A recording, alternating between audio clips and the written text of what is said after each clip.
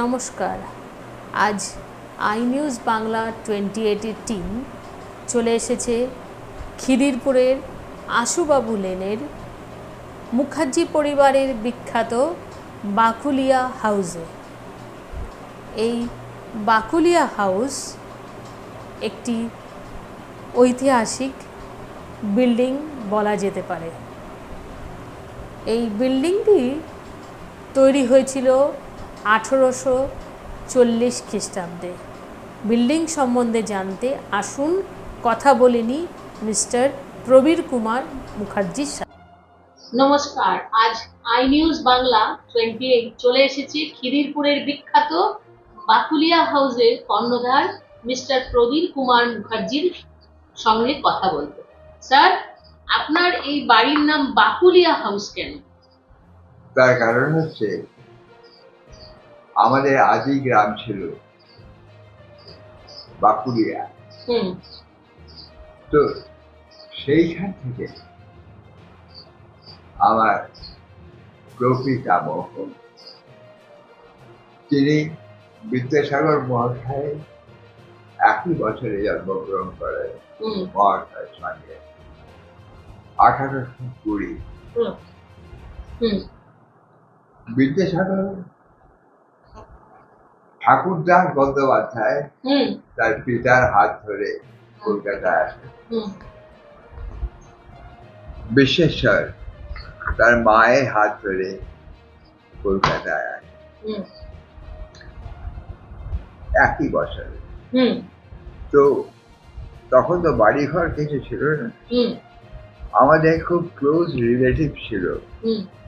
আপাতত আজকের দিনে ইন্ডিয়ান ব্যাংক যেটা আছে বাড়িটা, ওই বাড়িটায় উঠেছিলেন আত্মীয়র বাড়িতে। ওখান থেকে বিশ্বেশ্বর লেখাপড়া করেন। উনি দেখেছিলেন মাইকেল মধুসূদন দত্ত, তখন মধুসূদন দত্ত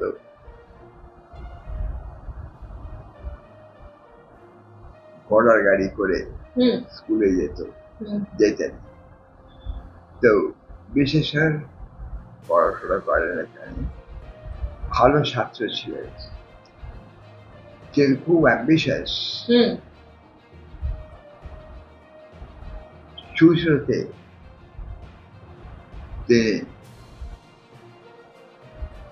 কাজ করতেন এবং বাড়ি থেকে আসতেন যেতেন। তা এরকম পাত্র আমি আমার লেখাতে লিখেছি, আপনারা পড়ে দেখবেন।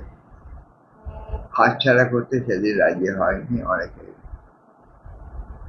তিনি বিবাহ করেছিলেন।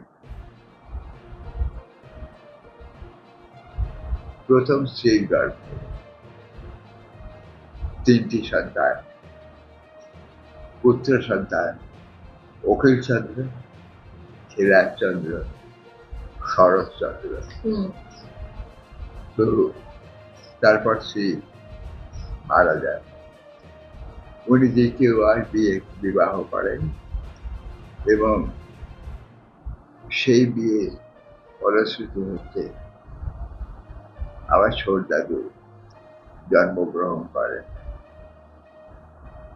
আমার দাদু না, আমার দাদুই হলেন জন্মগ্রহণ করেন। তো বিশ্বেশ্বর বড় বৈষ্ণব ছিলেন। বিদ্যাসাগরের সঙ্গে এইখানে তার তফাৎ। বিদ্যাসাগর লেখাপড়া নিয়ে থাকতেন, সমাজ কল্যাণ করতেন, বহু উন্নতি করেছেন বিধবা বিবাহ ইত্যাদি। তাকে হত্যা করবার জন্য গুণটাও লাগানো হয়। কিন্তু বিশ্বেশ্বর সনাতন পন্থী ছিলেন। তিনি বিদ্যাসাগরের বিরোধিতা করেননি, কিন্তু মানতেও পারেনি। তো এই বাড়িটা অন্নকূট হয়েছিল আমার উঠোনে। এই অন্নকূট থেকেই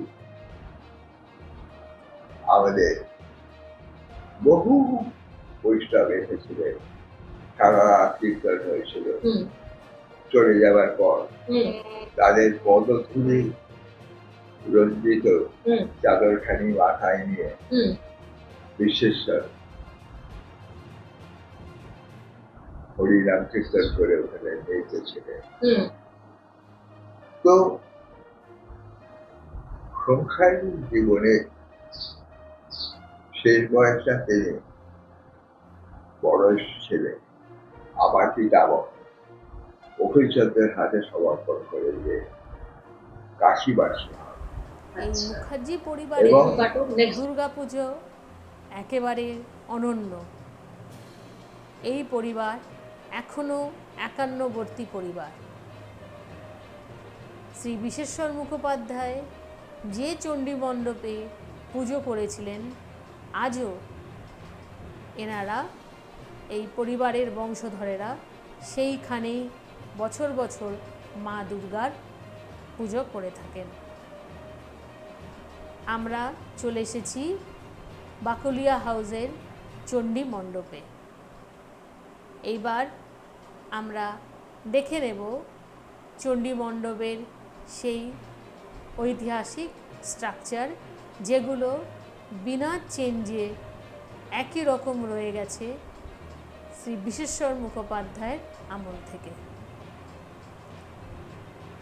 মিস্টার প্রবীর কুমার মুখার্জি আমাদের জানালেন ওনাদের পরিবার একটি একান্নবর্তী পরিবার, তাই পুজো বা যে কোনো অনুষ্ঠানে এনারা সবাই একসঙ্গে মিলে এই ডাইনিং স্পেসে খাওয়া দাওয়া করেন। মুখার্জি পরিবারের দুর্গাপুজো সম্বন্ধে অনেক রকম গল্প শোনা যায়।